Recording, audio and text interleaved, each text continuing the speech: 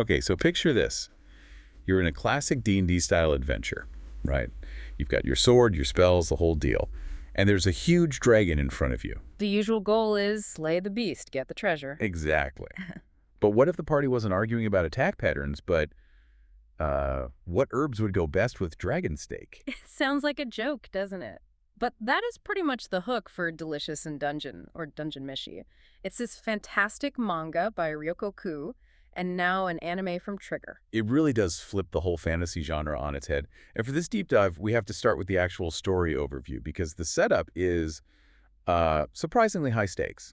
It's not just a cooking show. Oh, not at all. It starts with a complete and utter disaster. The main character, Laios, and his whole party get wiped out by a red dragon deep inside a dungeon. Wiped out is the right word. And in a last-ditch effort, his sister Falin uses magic to save everyone else.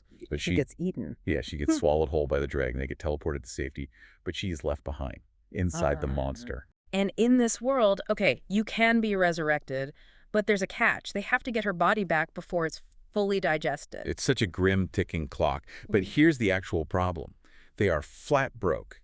They lost all their gear, all their money in the fight. And 2 of their party members just straight up quit. They can't afford to buy supplies for the trip back down. So they're stuck. They need to save her, but they can't even afford to eat.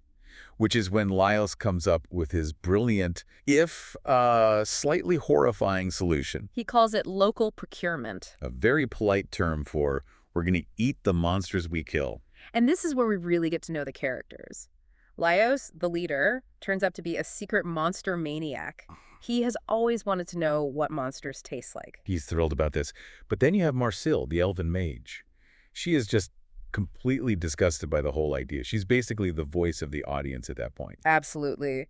And then they run into Senshi, a dwarf who's been living in the dungeon for 10 years, literally researching how to cook monsters. He's the missing ingredient, you could say.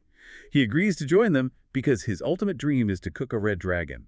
It's perfect. It is. And Senshi really leads us into the second part of this, the core appeal. You know, what makes this series so much fun? Right, because it's not just about the gross-out humor. The thing that really got me is how the author built a functioning ecosystem.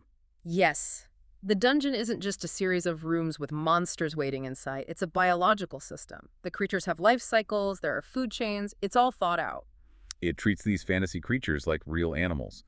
And the cooking, it reflects that realism. The recipes are incredible. Oh, like the hot pot with giant scorpion and walking mushroom? Or how to prepare a mimic, the monster that looks like a treasure chest. Exactly. And the story explains how to do it. It tells you to remove the poison sacs from the scorpion, or how to find the tastiest part of the mimic. It adds this layer of, like, culinary logic that makes the world feel so much more real. It's incredibly immersive. But I think the real genius is that the series evolves. It starts as this sort of, weird food comedy.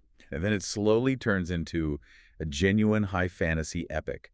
You start hearing about a mad mage and an ancient fallen kingdom. The stakes get so much higher. And it all centers on this one core theme, this philosophy they repeat.